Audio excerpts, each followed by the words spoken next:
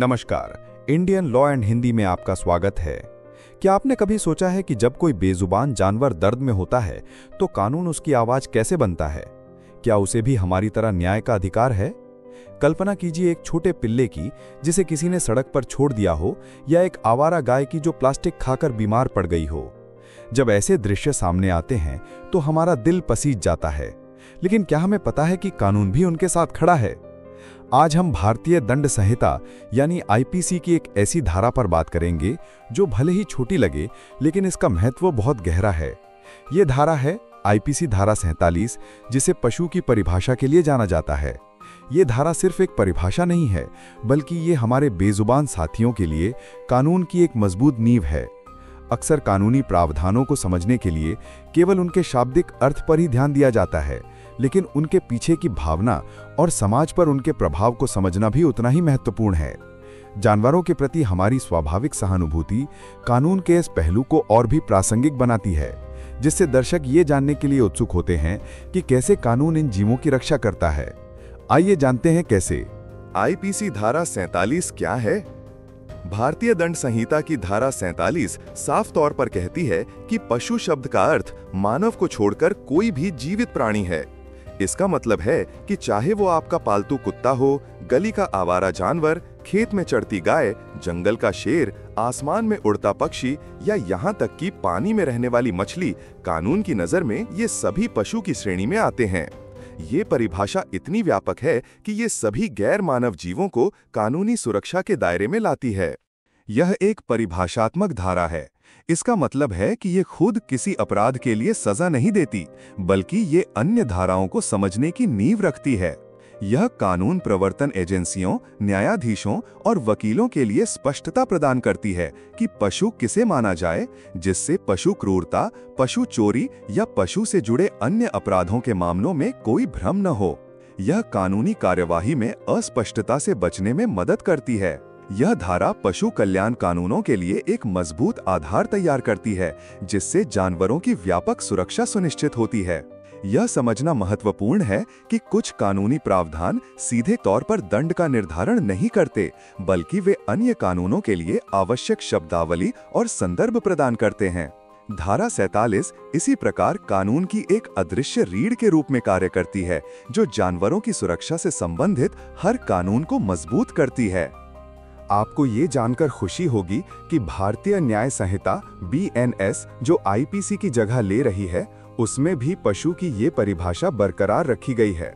भले ही BNS में धारा 47 का नंबर अब किसी और चीज, भारत के बाहर अपराधों के दुष्प्रेरण के लिए इस्तेमाल होता है, लेकिन पशु की परिभाषा BNS की धारा 2(2) में बिल्कुल वैसी ही रखी गई है जैसी आईपीसी की धारा 47 में थी। इसका मतलब है कि जानवरों को मिलने वाली कानूनी सुरक्षा जारी रहेगी और नए कानून में भी उनकी पहचान सुरक्षित है। ये सुनिश्चित करता है कि कानून का दायरा केवल पालतू जानवरों या सामान्य पशुधन तक सीमित न रहे, बल्कि इसमें वन्य जीव, पक्षी और समुद्री जीव भी शामिल हों, जिससे सभी प्रकार के जानवरों के प्रति संवेदनशीलता और जिम्मेदारी की भावना विकसित हो सके। जानवरों के प्रति क्रूरता और कानून का दायरा। अब आप सोच रहे होंगे कि इस परिभाषा का असल में क्या काम है। आईपीसी धारा 47 अन्य महत्वपूर्ण धाराओं के साथ मिलकर काम करती है, जो जानवरों को नुकसान पहुंचाने पर सजा लेती हैं। ये परिभाषा ही है जो इन कानूनों को लागू करने के लिए एक स्पष्ट आधार प्रदान करती है। आइए कुछ संबंधित आईपीसी धाराओं और उनके उदाहरणों को देखें। आईपीसी धारा 289, पशु के संबंध में लापरवाहीपूर्ण आचरण। यह उस व्यक्ति को दंडित करती है जो अपने कब्जे में किसी जानवर के संबंध में लापरवाही बरतता है, जिससे मानव जीवन या गंभीर चोट का खतरा हो। उदाहरण के लिए, अगर कोई व्यक्ति अपने खतरनाक कुत्ते को बिना चेन के भीड़-भाड़ वाली जगह पर छोड़ देता है और वह किसी को काट लेता है, तो उस पर धारा 289 के तहत कार्रवाई हो सकती है। यहाँ धारा 47 यह स्पष्ट करती है कि कुत्ता एक पशु है, जिस पर यह कानून लागू होता है।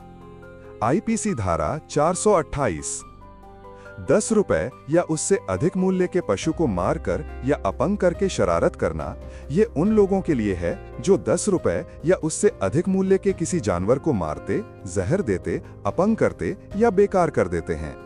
अगर कोई किसी के पालतू जानवर को मार देता है या किसी आवारा कुत्ते को गंभीर चोट पहुंचाता है तो यह धारा लागू होती है।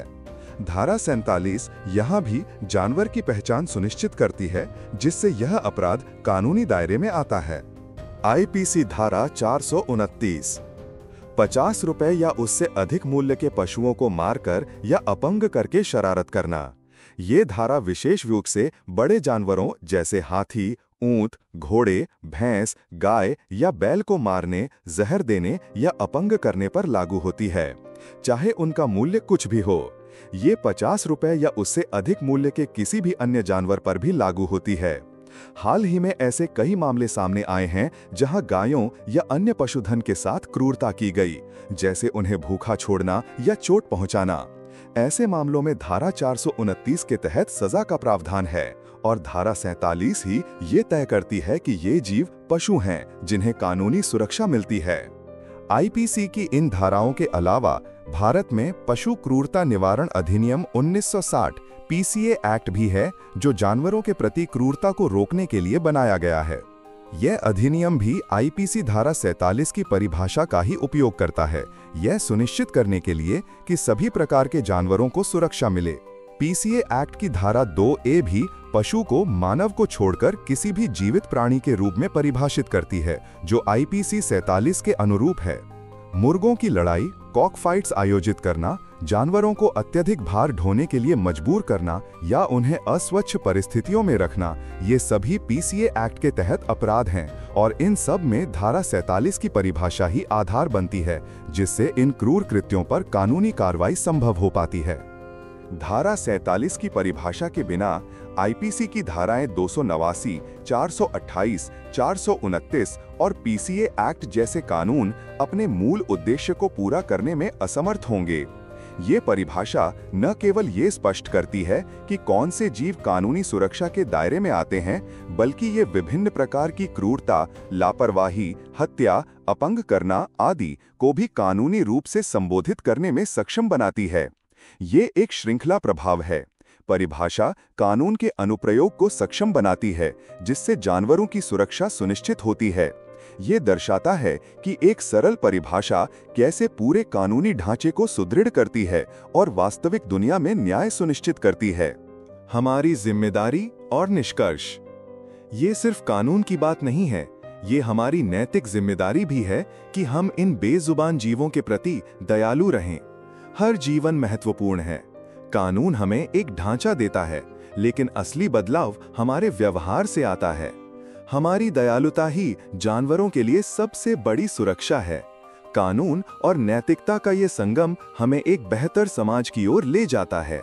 अगर आप किसी जानवर के साथ क्रूरता होते देखते हैं तो चुप ना रहें। स्थानीय पुलिस, हेल्पलाइन 100 या पशु कल्याण संगठनों को तुरंत सूचित करें। आपकी एक छोटी सी पहल किसी बेजुबान की जान बचा सकती है। याद रखें, आईपीसी धारा 47 और अन्य कानून आपके साथ हैं, ताकि आप इन बेजुबान जीवों के लिए न्याय की आवाज बन सकें। अपने आसपास के लोगों को भी जानवरों के प्रति संवेदनशील होने के लिए प्रेरित करें। उन्हें बताएं कि कानून उनकी रक्षा कैसे करता है और वे भी कैसे इसमें अपना योगदान दे सकते हैं। जब दर्शक केवल जानकारी प्राप्त करने के बजाय उसे लागू करने के लिए प्रेरित होते हैं, तो वे स्वयं इस कहानी के नायक बन जाते हैं, जिससे वीडियो का प्रभाव और बढ़ जाता है। आइए हम सब मिलकर एक ऐसा समाज बनाएं जहां हर जीव सम्मान और सुरक्षा के साथ जी सके, क्योंकि जब हम एक जानवर की रक्षा करते हैं तो हम वास्तव में मानवता की रक्षा करते हैं। Indian law in Hindi channel को सब्सक्राइब करना न भूलें, ताकि आप ऐसे ही महत्वपूर्ण कानूनी जानकारियां सरल भाषा में प्राप्त कर सकें और कानून के प्रति जागरूक नागरिक बन सकें। क्या आप भी उन लोगों में से हैं जो कानून को समझना तो चाहते हैं, लेकिन मुश्किल शब्दों से डरते हैं? आपके लिए ही हमने बनाया है अपना व्हाट्सएप चैनल। यहां आपको हर रोज एक नई धारा पर सरल वीडियो और आसान भाषा में जानकारी मिलेगी। अपनी कानूनी समझ बढ़ाने के लिए आज ही जुड़ें, लिंक डिस्क्रिप्शन में मौजूद है। डिस्क्लेमर: ये वीडियो केवल सामान्य कानूनी जानकारी और शिक्षा के उद्देश्य से बनाया गया है। इसे किसी भी कानूनी मामले के लिए पेशेवर कानूनी सलाह नहीं माना जाना चाहिए। किसी भी विशिष्ट कानूनी समस्या के लिए कृपया एक योग्य वकील से परामर्श करें। इस वीडियो में उपयोग की गई सभी जानकारी का लिंक डिस्क्रिप्शन में दिया गया है। यदि इस वीडियो में किसी भी कॉपीराइट सामग्री का उपयोग किया गया है तो वो केवल शैक्षणिक और टिप्पणी उद्देश्यों के लिए फेयर यूज सिद्धांत के तहत किया गया है।